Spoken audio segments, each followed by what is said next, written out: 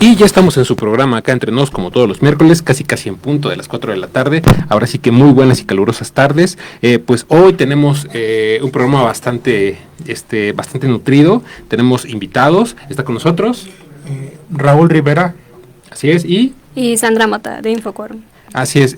Bueno, ellos nos van a hablar el día de hoy sobre un tema que yo creo que ha estado bastante de moda desde hace algunos años, y en el cual convergen pues muchas vertientes, que puede ser desde lo social, lo histórico, lo cultural, lo político, hasta incluso lo religioso, ¿no? Pero bueno, está con nosotros nuestro compañero Paco. ¿Qué tal? Buenas tardes. Así es que él nos hizo pues el favor de hacer el enlace para que nos pudiéramos sentar el día de hoy aquí en la mesa. Rápidamente, antes de empezar, como ustedes saben, pues este programa difunde también el tema de prevención, y pues rápidamente el próximo 29 de este mes ya se tiene contemplado, programado uno de los simulacros masivos, pues obviamente para recordarle a toda la gente qué es lo que debe hacer en caso de pues un sismo como tal, ¿no? Recordemos que la Tierra nunca se deja de mover y que la Tierra nunca deja de temblar, entonces que en algunas ocasiones no son perceptibles, o que en muchas ocasiones las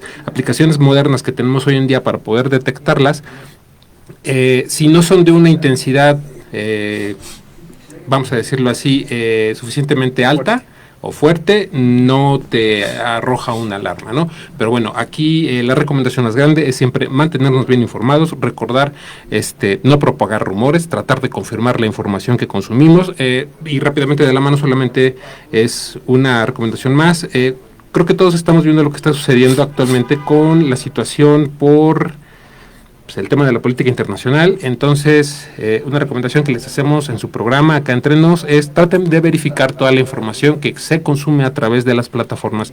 Muchas ocasiones no toda es cierta, entonces siempre tratemos de informarnos por fuentes confiables, ¿no? Pero pues bueno, muchísimas gracias por acompañarnos el día de hoy. Rápidamente, antes de que comencemos, me gustaría que pusiéramos a la gente en contexto, ¿no? De unos años para acá, la palabra gentrificación cada vez se ha estado escuchando un poco más, ¿no? En diferentes contextos, ¿no? Desde lo que puede ser el urbano, el campo, y pues obviamente hasta en algunas, se ha aplicado en algunas otras aspectos culturales, ¿no? Rápidamente, ¿qué nos pueden comentar al respecto sobre, para todo el público que nos escucha y que pues, pueda tener claro de qué vamos a hablar, qué es la gentrificación? Bueno, primeramente nuestro trabajo comenzó con un proyecto con los barrios y con un trabajo que va a hablar ahorita mi compañera. Ok. Pero lo que nosotros estamos trabajando específicamente, pero bueno, uno de los temas que abordamos dentro de nuestros trabajos, como dijiste, la gentrificación, que es el desplazamiento de las personas originarias de los barrios a otros sitios por motivos económicos, sociales, migratorios.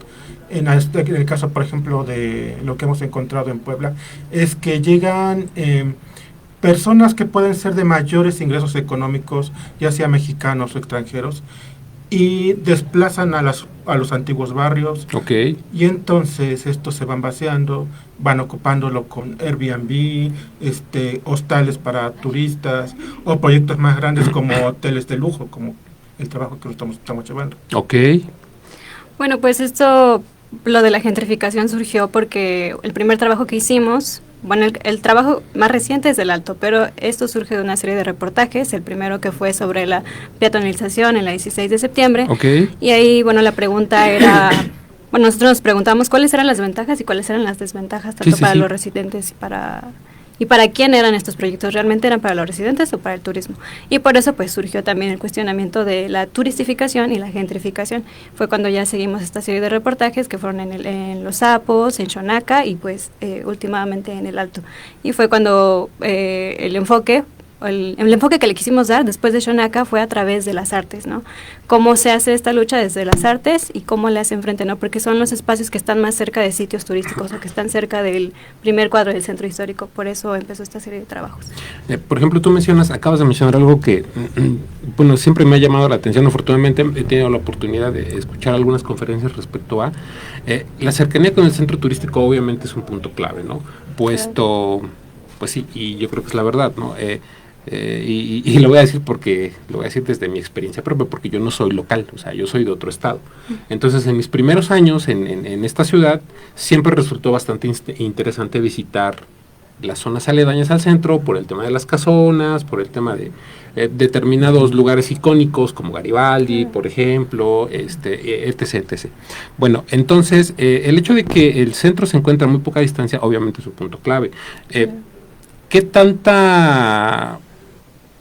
tanto trabajo o cuántos trabajos hay para la gente de estas zonas en el centro histórico? O sea, ¿cuánto hay vamos a decirlo, un porcentaje aproximado de personas laborando en el centro que provienen de estos barrios?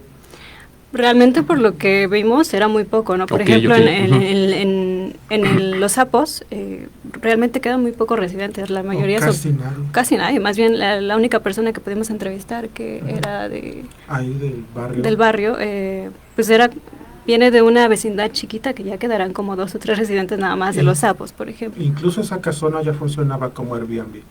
Ajá. Sí, fíjese que también el tema de las plataformas, y yo creo que, como lo venimos mencionando, el tema del turismo siempre ha funcionado como un muy buen aliciente para poder transformar espacios, obviamente para recibir el turismo, ¿no? Y pues Puebla es uno de los espacios es uno de los estados que pues obviamente obtiene un muy buen porcentaje de parte del turismo, ¿no? Por ejemplo, ustedes, ¿qué fue, vamos a decirlo así, qué tipo de casonas fueron las que ustedes encontraron en este recorrido por el Alto? ¿Encontraron lugares ya deteriorados, solamente abandonados, o todavía con la esperanza de en algún momento poder volver a recuperar su belleza? Bueno, nosotros hicimos, cuando planteamos nuestro proyecto, primero un recorrido por los lugares comunes. Okay. Que fue primero, pasamos por Garibaldi, pasamos por el Teatro Resec, pasamos por la 14 Oriente, donde hay varias casonas, recorrimos también lo que era, primero en un primer vistazo a la zona de la Biblioteca Alma, y lo que nos topamos, por un lado, es que había casonas que ya fueron compradas por complejos turísticos, que ya desgraciadamente ya están vacías, y no se pueden recuperar porque ya cambiaron de dueño. Ya la vida de barrio ahí ya se perdió. Hay otras casonas que son mantenidas por poblaciones. Por ejemplo, conocimos el taller posteriormente de Francisco, y también Francisco nos invitó a conocer una persona que tiene que es una persona de la tercera edad y rescata muchos aspectos de la cultura barrial. Y entonces también vimos que también buena parte son gente de la tercera edad, que difícilmente puede conservar el espacio. Es decir, no hay muchas expectativas a futuro. Y del Teatro Resec, pues, es una tragedia. Sí, la verdad es que sí. Bueno, a mí me gustaría preguntarle, por ejemplo, de entrada aquí, cuando usted menciona que la mayor parte de las personas que residen en esta parte de Puebla, el Alto, por ejemplo, la mayoría son personas de la tercera edad, ¿no? Un fenómeno que a mí me ha llamado la atención mucho, puesto yo no soy del estado de Puebla y yo vengo de otro lugar, donde obviamente tuve que emigrar y pues obviamente formarme aquí por el tema de la carrera, la licenciatura en comunicación, que en esos años no se encontraba abierta en ese entonces en el estado de Tlaxcala. Entonces, por eso que tengo que venir para acá. Pero hace algunos años yo me pongo a escuchar un poco más sobre este tema, ¿no? Y al menos desde un punto de vista muy personal me pongo un poco a reflexionar sobre mi situación, y es algo de lo que yo comentaba al principio, ¿no? ¿Ustedes qué creen que le haya pasado a esas generaciones que ya no se quisieron quedar allá, ¿no? Porque al menos desde un punto de vista muy personal, la ciudad siempre atrae, ¿no? Las luces, la belleza, ahora sí que las distracciones de noche y todo lo demás. ¿Ustedes qué factor creen que haya sido pues crucial para que las generaciones siguientes no se quisieran quedar allá? Pues las mismas circunstancias precisamente de la gentrificación, ¿no? Cuando hablábamos con los residentes, por ejemplo, de las llantas, que nos decían que bueno, el agua ya es muy cara, o nos cobran, o la misma delincuencia a veces hace que la gente se quiera marchar, ¿no? O lo mismo que nos contaba Francisco, ¿no? pues a veces las casonas no se pueden mantener, entonces por lo mismo deciden mejor irse porque es muy caro hacer este mantenimiento de estos espacios. Y pues eso beneficia a los otros intereses, ¿no? Los intereses privados y los intereses del mismo gobierno. Ok. Bueno, es que, por ejemplo, yo estudié historia y algo que nos pareció interesante, rescatamos, por ejemplo, la obra de la maestra Rosalba Loreto, que es un trabajo muy interesante sobre el agua en Puebla. Lo que habla es que aquí en Puebla, como que esa zona de los barrios, el otro margen de lo que es San Francisco, era como la zona de los pueblos de indios, de negros, ahora sí que poblaciones que eran marginadas. Y entonces de repente siempre había problemas de territorio, de posesiones, eran mal atendidos, siempre toda la historia de esta zona ha sido muy maltratada, en la historia por los gobiernos centrales del municipio o de la alcaldía de Puebla. Y de repente pasamos de maltratarla a expulsarla, a sacarla.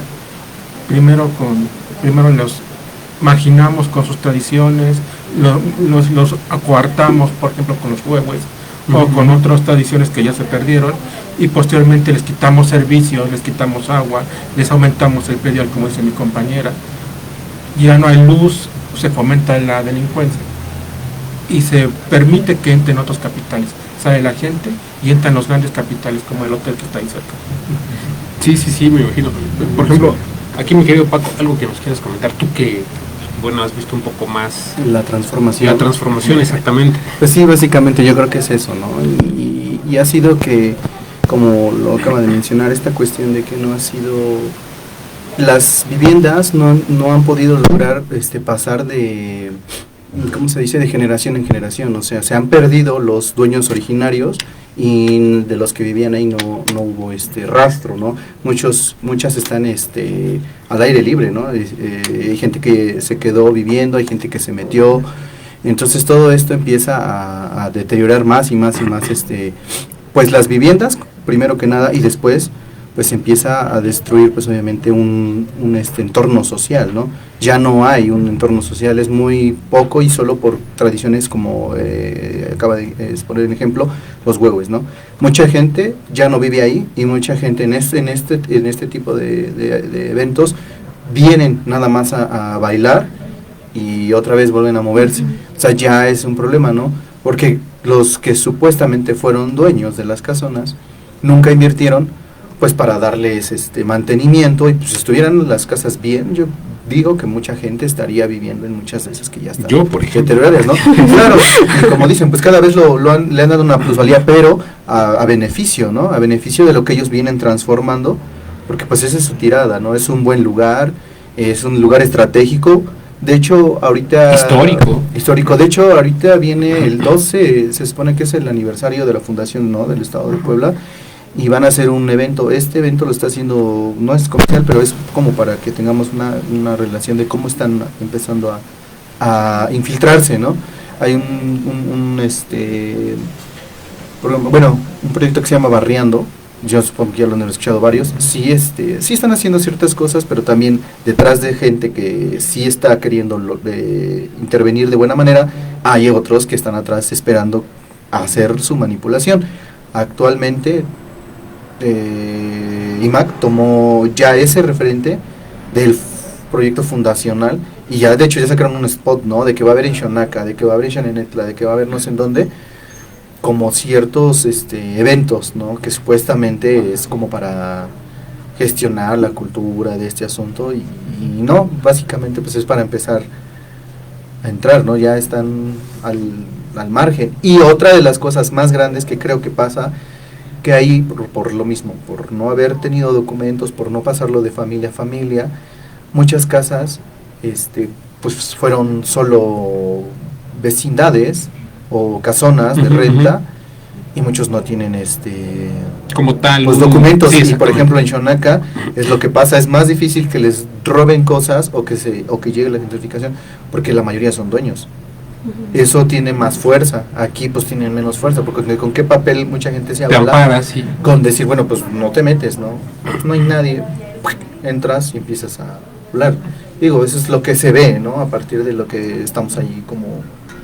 Ya está Casaguayo, desde que llegó Casaguayo ya se acabó el... Sí. Fíjense que algo que que a mí me llamó mucho la atención también, trabajando en este tema de prevención y de la mano con los desafortunados sismos del 2017 y algunos otros pequeños también, y por ejemplo yo recuerdo mucho el del 90, que estaba yo muy pequeño, pero cuando yo llego a pisar Puebla, pues ese sismo todavía tenía grandes repercusiones. ¿A qué voy con todo esto?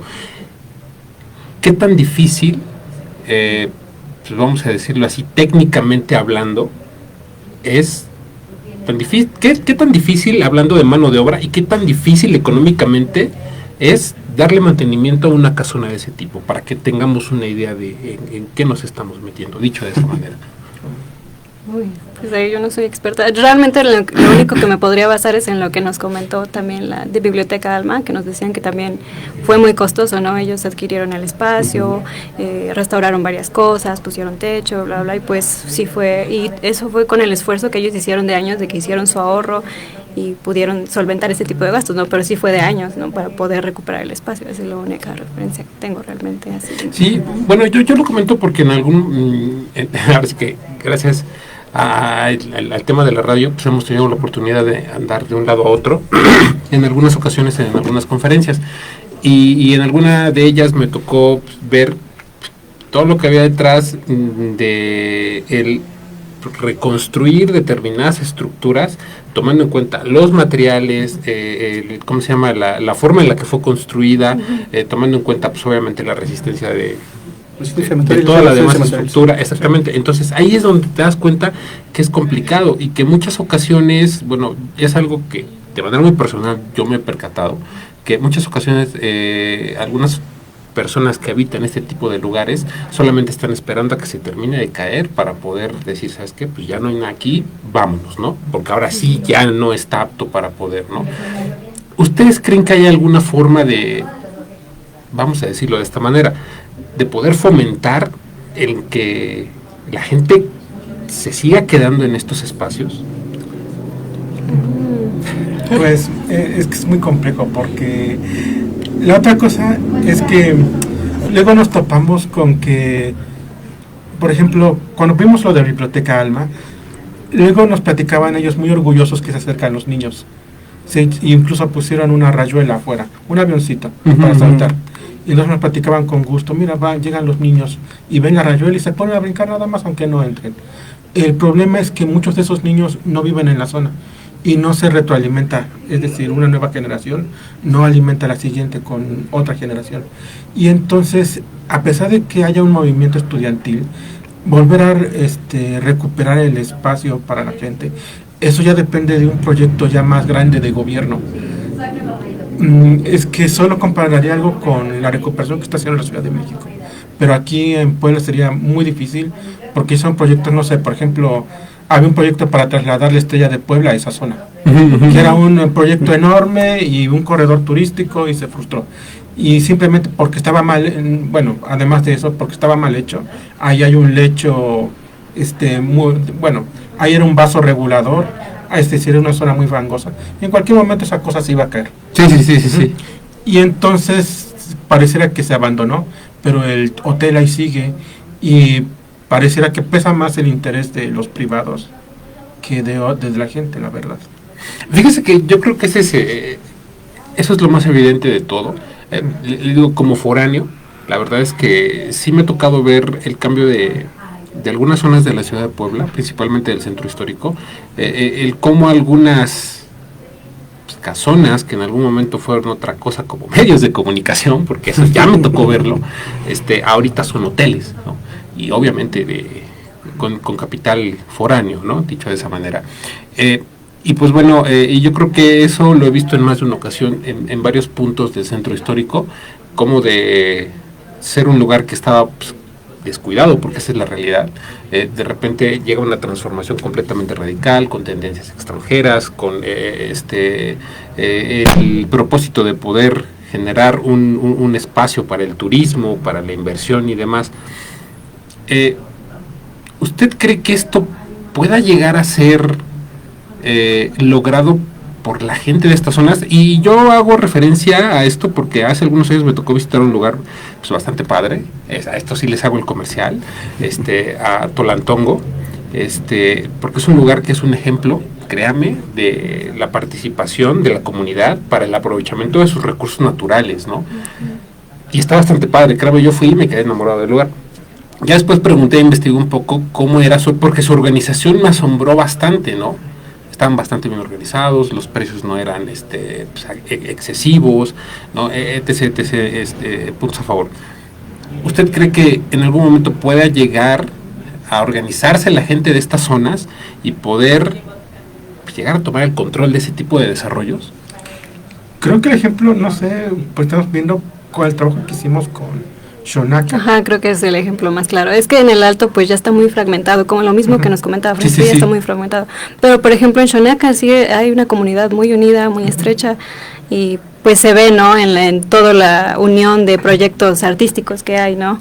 El Callejón del Gañán, el Cevis, los tamalistas. Entonces ellos están haciendo frente, ellos están combatiendo este tipo de problemáticas, ¿no? Indirectamente o directamente, porque a veces no es exactamente directamente, pero creo que sería el ejemplo más claro de ese tipo de unión. Ajá, porque de medidas gubernamentales es un cambio de paradigma. Okay. ¿Por qué volver a traer a la gente, a traerla de nuevo al espacio? E implica perjudicar a un tercero, que es un privado que compró una casa, que compró entre comillas, no sabemos si será donado, quién sabe, no sé. Sí. Por ejemplo, Paco, tú, este punto sí me gustaría preguntártelo a ti, con lo que nos acaba de decir. Tú que, pues, vamos a decirlo así, te la vives más allá, ¿tú ves difícil el regreso de la gente que se fue? Pues para empezar, la inversión de parar las casonas, ese es el primer punto, ¿no? Okay. O sea, si lograras parar las casonas, mucha gente, yo creo que sí determinaría tal vez regresar, ¿no? Pero no sé si al que intervengan, porque seguramente sería así, dinero privado, empezaría la reestructuración. O sea, sí llegaría la gente, pero ya no habría las mismas condiciones de tradición y toda esta cuestión sociocultural que tiene ese barrio. Ya no, yo creo que mucha gente cortaría o segmentaría ciertas cosas. Por ejemplo, yo que estoy ahí, pues es complejo porque de esa calle, precisamente, que es digamos que la principal, que es la 16, solo existen donde estoy y las corredizas 2, 3, 4 casas que son ya totalmente están habitables, ¿no? Están pues en buen funcionamiento, que se les ha dado mantenimiento, y como decías, el mantenimiento es caro, es una bronca, sí es costoso, sí tiene sus peores, y ya no hay un movimiento que la gente apoye, ¿no? Por ejemplo, ahí lo único que existe es Biblioteca Alma, que también fue desplazada. Ellos estuvieron donde era junto al ¿cómo se llama? Era uno de monjas, es un de San Juan. es de San Juan, no, pero hay un hospital. Era un hospital, estaba, creo que la ISEC, algo así por ahí. Ahorita me voy a acordar, pero bueno, estuvieron juntos. Llegó este gobierno, los botaron de ese lugar. Yo conocí el lugar donde estuvieron primero, y estaba yo más joven, pues iba yo a la biblioteca. De ahí fue cuando ellos se desaparecieron por un tiempo.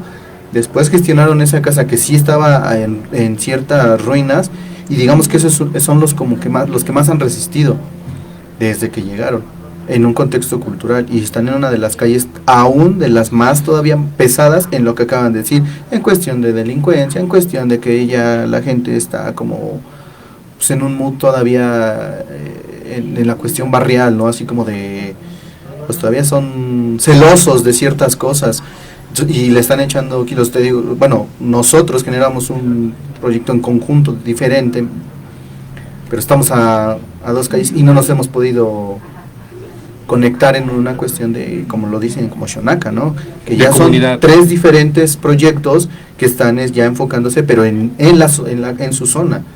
Eso es difícil que pase, ¿no? A mí me gustaría, ¿no? Está el taller, ahora sí que es precisamente por eso está el taller ahí, porque es la intención, abrir un espacio igual para que estemos haciendo proyectos culturales. De hecho, pues ya hay movimiento ahí. Hemos invitado a gente que está igual trabajando en cuestiones artísticas, pero mucha gente nos ve como invasores, ¿no? Porque pues dicen, pues aquí no queremos esa situación. Lo que la mayoría de la gente quisiera, yo supongo, o de las personas que están y se están deteriorando con todo y las casas, por decirlo de esa manera, pues tal vez es economía, ¿no?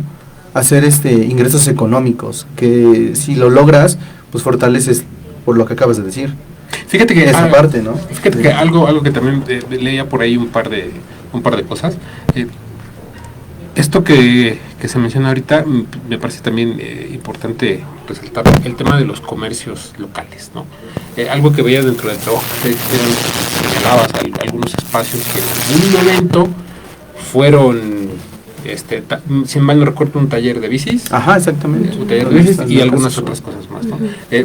Yo creo que cuando, además de vivienda, puedes ofrecer algo como, vamos a decirlo así, algo icónico de la zona, puede resaltar un tanto más el valor del lugar desde el punto cultural, desde el punto histórico, brindarle ese sentimiento de pertenencia a la gente, ¿no? Tanto a la que sigue ahí como a la que salió de ahí, para que en algún momento, tal vez, como lo dice pues aquí mi compañero Paco, y yo creo que eso es bastante real, tal vez ya no regresa como tal porque vive ahí, ¿no? Tal vez regresa a revivir algunas tradiciones, pero al menos sigue manteniendo viva, de cierta forma, la esencia del barrio, ¿no? Dicho de esa manera.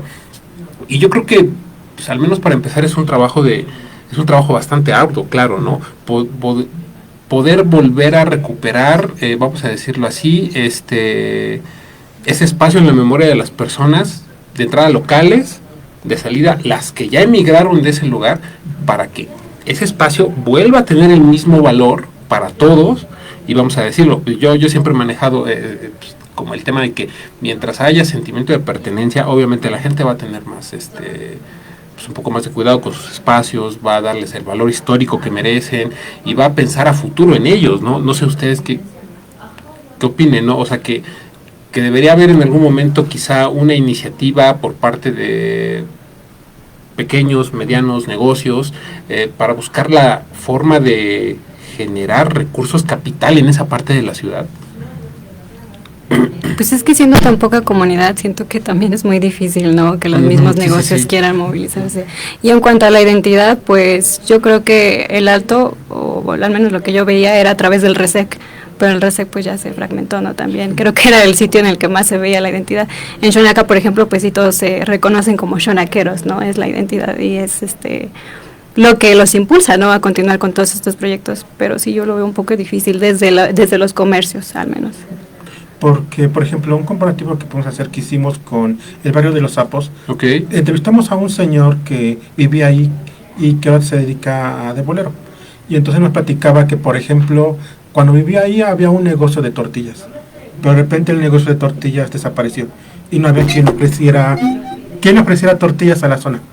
De repente igual había un taller para bicicletas y ya no había una zona, un lugar para arreglar bicicletas, y así poco a poco se iban saliendo los negocios y pareciera que es sencillo, pero luego integra la tiendita que vende aceite, el espacio que hace pan, de repente ya es lejos ir y luego volver al barrio para abastecerse de comida, de lugares para reparar cosas, una tiendita.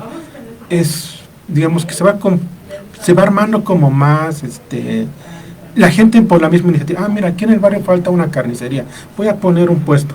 Aquí hace falta verdura, voy a poner mi verdulería. Y a veces es más orgánico.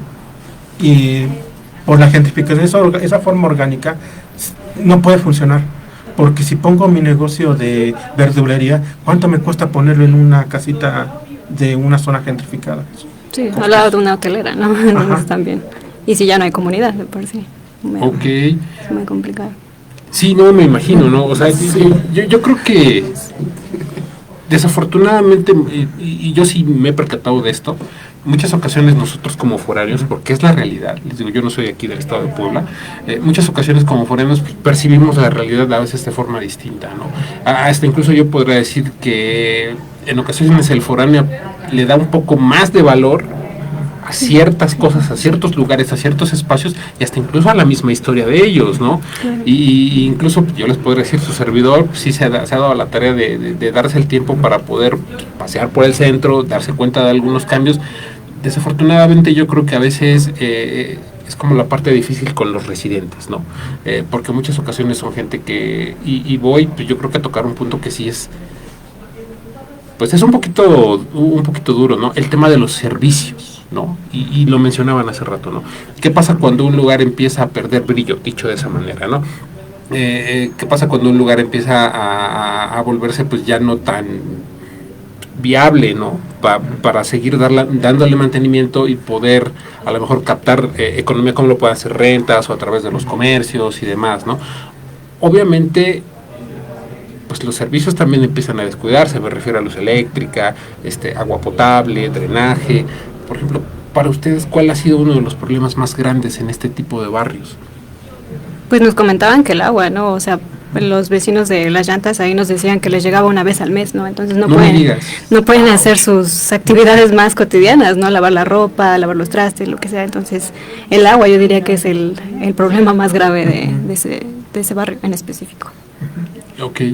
Y luego de repente el predial, los pagos que nos comentas son excesivos. Una familia, como también nos dijo el señor de Las Llantas, que es incosteable, ya no se puede.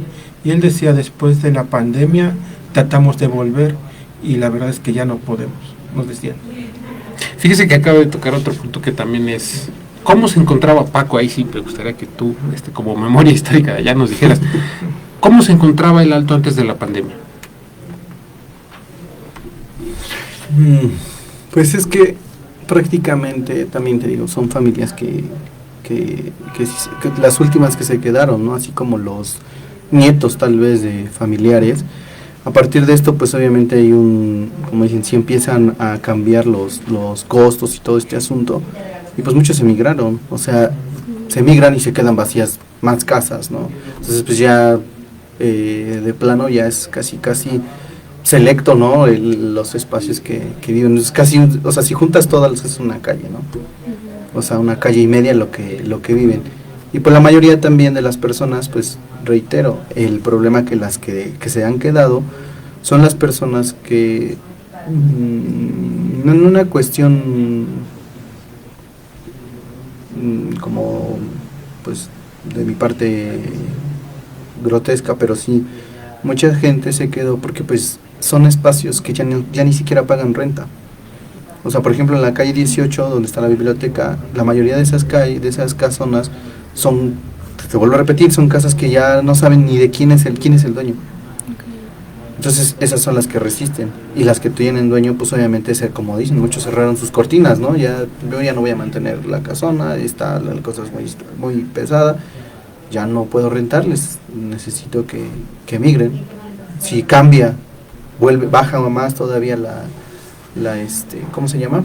La población, y algunos negocios que había por ahí también cerraron. Entonces, en sí, pues ya ahorita es una zona, pues prácticamente es como estar viviendo, no sé, es malo a lo mejor el ejemplo, pero es como si estuvieras en una pequeña fronterita, ¿no? Casi pasando ya a Estados Unidos, porque pues ya es a partir de San Francisco, que pues obviamente por si hicieron esa plazota también, porque fue uno de los principales proyectos para jalarse toda esta parte. Garibaldi pues obviamente ya está, tiene manos ya gubernamentales, desde que le invirtieron ahorita dinero, fue la última vez, pero pues ya fue para tener gente dentro de, ¿no? El puentecito, que es la bajada de la 14, es la única empresa que tiene años nada más, pero ya la gente de por ahí ya tampoco es de la zona.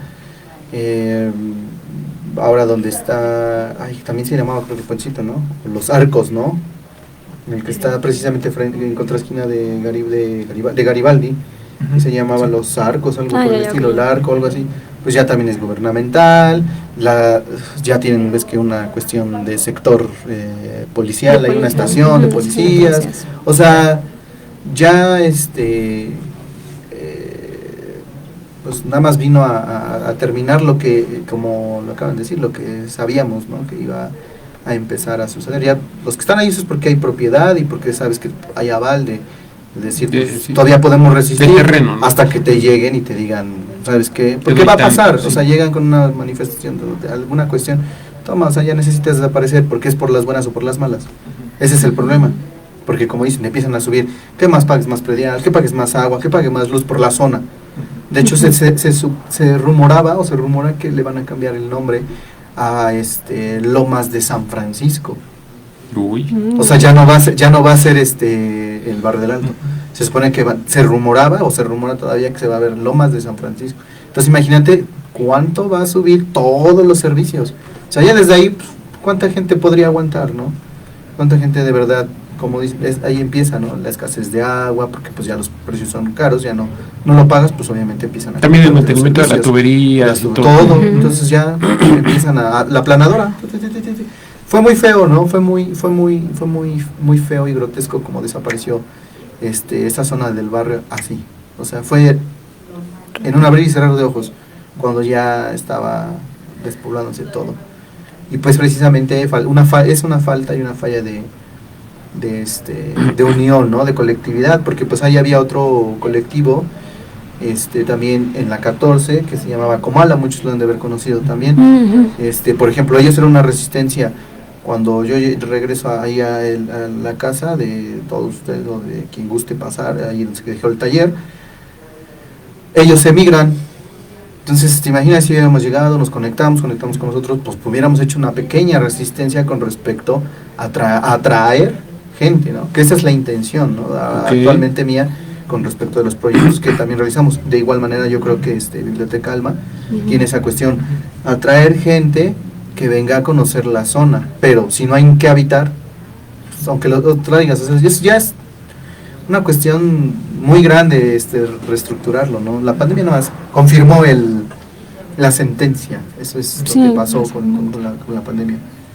Ok, bueno, me gustaría ya para finalizar una última pregunta y como les comento, pues este programa pues, también siempre pone atención al tema de los sismos, el tema de los desastres, porque pues tanto social, económica y culturalmente pues, llegan a veces a repercutir pues de forma importante, ¿no? Claro. ¿Ustedes cómo creen que se encuentre esta zona en específico, esta zona de Puebla, esta parte del Barrio del Alto, ante una situación como un sismo que pueda pues debilitarla? ¿Creen que si llega a suceder sea como, perdón, no lo quiero decir así y lo digo solamente con toda la sinceridad del mundo, crean que sea la estocada final o que después de ello todavía pueda volver a levantarse en caso de una situación como lo puede ser algo pues, fuera de las manos de cualquier persona, como un sismo? Pues quizá quien tiene una respuesta más concreta es Francisco, que lo vive, pero yo digo que si llegara a ocurrir algo así, sí va a ser como tú dices, la estocada final. Van a buscar cualquier excusa y siempre la han buscado, ¿no? Es cualquier excusa para seguir desplazando a la gente de ahí. Entonces yo creo que así va a ser. Sí, coincido porque, por ejemplo, esa zona es muy compleja. Por ejemplo, ahí estaban los lavaderos de Almoloya. Tuvimos también la oportunidad de platicar con alguien. Y lo que pasa en esa zona es que había muchos ríos, había muchos afluentes de agua, estaba muy bien alimentada y es una ironía que falta agua. Y ese espacio con tantas situaciones de bolsas de agua que podría haber allá abajo, una pequeña hundimiento, no sé, es que había mucha agua ahí. Ahí, digamos, nos platicaban, era como el Facebook de Puebla. Ahí se juntaban todos en el jardín de la fadendería y ahí se cambiaban todos los chismes. Y ahí es donde posiblemente, bueno, sí, obviamente hubo infiltraciones de agua, obviamente hay huecos, hay espacios vacíos, hay lugares donde todavía puede haber reblandecimientos, y sí es muy delicado. Es decir, me arriesgaría a decir, ¿va a pasar algo? No es muy, muy peligroso que diga eso. Pero de que esa zona es difícil geológicamente, topográficamente, sí, es compleja. Ok, sí, bueno, yo hago este tipo de preguntas, ya para cerrar ahora sí que esta entrevista con ustedes, muchísimas gracias por habernos acompañado, es que muchísimas ocasiones, desafortunadamente en México, la cultura de la protección civil pues, nace a partir de 1985, pero desafortunadamente se descuida cada que estamos tranquilos, ¿no? O sea, cada que no hay un sismo, no hay una inundación, no hay un huracán que devaste una playa, es que a nosotros no nos pasa ni por la mente que eso puede llegar a suceder, ¿no? Desafortunadamente, pues tenemos la mala cultura de ser pues, bastante reaccionarios cuando las cosas están mal. Claro que nos damos la mano, claro que nos ayudamos, pero desafortunadamente no prevenimos, ¿no? Y muchas ocasiones nos ponemos a pensar en este tipo de cosas, dicen por ahí, una vez que el niño ya se cayó al pozo, ¿no? O sea, una vez que ya se vieron afectados inmuebles históricos, una vez que ya se vieron afectados determinadas estructuras modernas, o hubo algún percance, o se cayó alguna marquesina, es que de repente empezamos a pensar en qué vamos a hacer con todo eso, ¿no? Y es hasta en ese entonces en el que le damos el valor que quizá en verdad merece, ¿no? Entonces, pues simple y sencillamente es para toda la gente que nos escucha y agradecerles a ustedes por su tiempo y por todo el trabajo que hay detrás de estar pues entrevistando a la gente, estar recolectando datos, documentando y después pues obviamente pues, lanzándolo a través de ya sea medios digitales, plataformas, pues para que toda la gente pueda conocer un poco más sobre la historia del lugar en donde vive, ¿no? Yo creo que esa es la primera parte que debemos tomar en cuenta, ¿no? Y pues siempre fomentar, al menos yo soy de esa idea, pues fomentar y motivar a la gente que conozca más los espacios, que conozca más los espacios que habite, ¿no? Y que pues, obviamente aprenda y entienda que el conocerlos obviamente va a generar bastantes beneficios, porque de ahí se pueden desprender buenas organizaciones pues, para poder mantener con vida pues, aún mucho del patrimonio histórico que hay ahí, ¿no? Porque pues, desafortunadamente sí es algo un poco complejo que de repente haya lugares a los que pues tú no puedas tener acceso porque quizás sean lugares cerrados y privados, ¿no? Como lo pudieron ser vecindades que al menos a mí me tocó llegar a ver cerradas, y pasar una y otra vez frente a ellas y nunca saber la historia de estas y pasar tiempo después y ahora ver un gran hotel y pues, desafortunadamente tampoco tener el capital para poder entrar, ¿no? Entonces, es algo completamente irónico, ¿no? Muchísimas gracias. ¿Algún saludo que quieran mandar? ¿Algún mensaje con el que quieran finalizar? No, nada más invitar a la gente a que vea el trabajo que hicimos y la serie de trabajos que vamos a continuar haciendo. Así es. Díganos a través de dónde los podemos encontrar. En Infoquorum, en todas las redes, Facebook, Twitter, bueno, X, TikTok, Instagram, Infoquorum, así aparecemos. Ok, perfecto. También pueden encontrar nuestros trabajos que estamos grabando, también en YouTube. Ok. También como Infoquorum, nada más los buscan en el buscador de YouTube y ahí nos pueden encontrar el de Los Sapos, el del barrio del Alto, el del barrio de Xonaca, el de la peatonalización de la ciudad de Puebla y otros trabajos adicionales. Ok, muchísimas gracias por habernos acompañado. Mi querido Paco, muchísimas gracias. En un momento regresamos para la última parte del programa. Estamos en su programa acá en Tronados. En un momento regresamos.